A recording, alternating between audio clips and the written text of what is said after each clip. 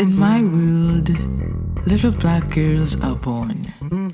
Born to be seen and heard, to defy docility and look up and see themselves in the face of the moon, in the mystery, magic, and mysticism of night, to climb trees and break glass ceilings, to open doors and walk in light and not shadows, because little black girls are light. Little black girls are light. Black girls are light. Girls are light. Are light. Light.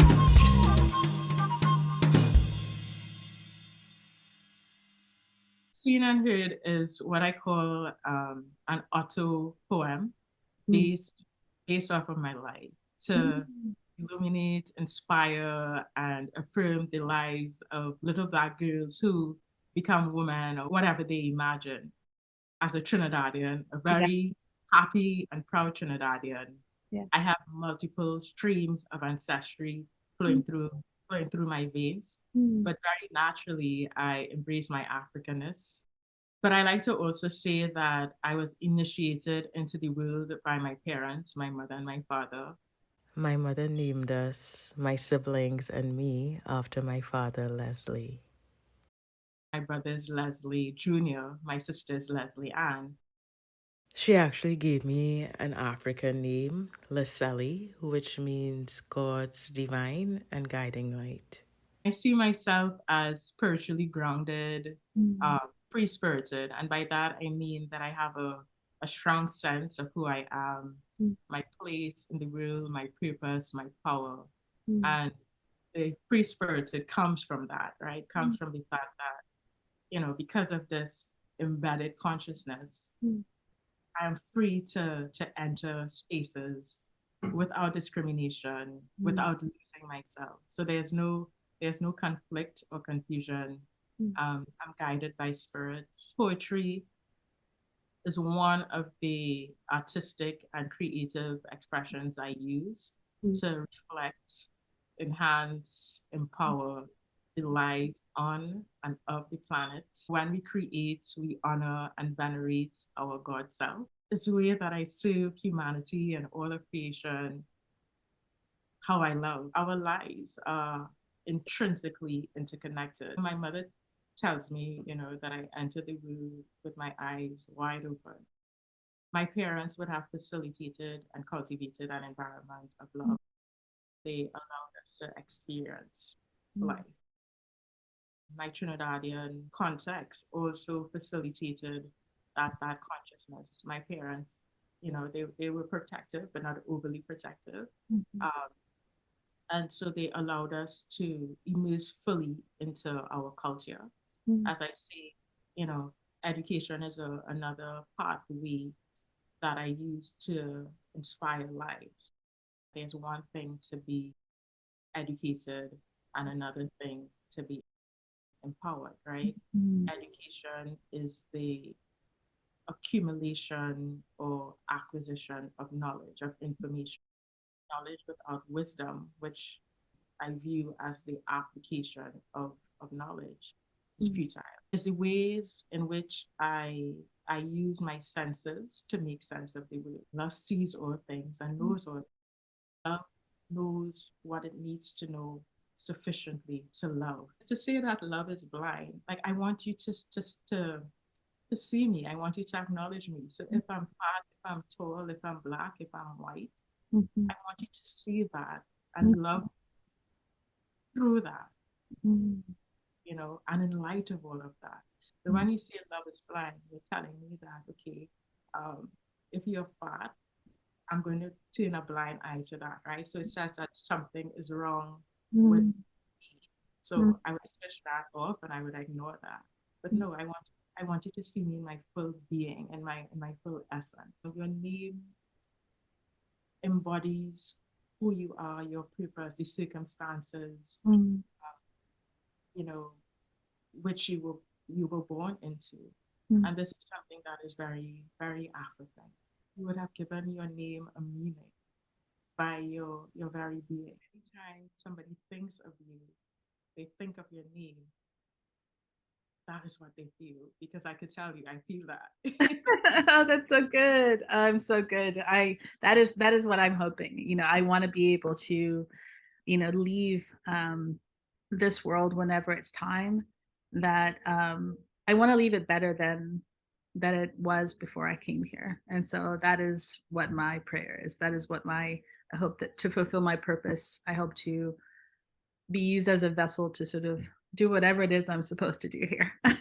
You're very present with where you are. A lot of times in our lives, you talk about the Western world, we get so caught up in just a day to day and just going and going here, and we're not really present in the moment. But you exude being present. You are so present in the moment. And I think the thing is, though, which is such a blessing, you have the ability to be present in the moment, but to share that presence with others around you. Like, that is so amazing. Because I mean, there are probably people that are present, but they don't give of themselves to others, that presence. But you do, as you are someone that is like this light. And someone told me before that, Alicia, I'm going to pray for you because we feel that you are light as well. But of course, darkness is attracted to light as well. And so how do you manage that? Because, you want the world to see you, but others that are of darkness will also see you. So how do you deal with that? I tell my students, you are the light through the tunnel. People always talk about the light at the end of the tunnel. You are the light through the tunnel. Darkness is an incubator for light. What do you see? What do you start to imagine? How do we shine a light on darkness? So instead of looking at darkness as this like negative, overpowering thing, look at it as an opportunity to actually be able to illuminate even more light through it. Beautiful things are born in the dark. Butterflies, sunflowers, the universe, and you. I entered academia because I consciously knew that a lot of the injustices that we face are perpetuated within these institutions. It is putting yourself in the proverbial belly of the beast to undo injustices from within. True change begins with it and expresses itself without. You have to be really, like you are, someone of understanding of self and who has a strong sense of their faith to be in the belly. Education exists everywhere. It's like spirit. You could be consumed by and consume information that is not healthy, that does not inspire, enhance the quality of your life. So very important for us to first cultivate a sense of self. You're being fed, right? And you're not just ingesting things that could be potentially harmful. I am invigorated by sound and by movement. The first sign of life is a heartbeat. Life is rhythmic in every way, driven by energy, sound energy, kinetic energy. Music stimulates my soul, my consciousness. I have a wide appreciation for sound and sounds. And obviously it depends on, it comes organically, right? It depends on the mood that I'm in, but also it is predicated on the mood that I'm meant to be in. So a sound, and I move, I move internally and expressively. Music is a language, a universal language. I listen to soul music, blues, R&B, calypso, soca, reggae, dancehall, merengue, pulsating music, and music that, as I say, enlivens spirit. I love dancing. Bring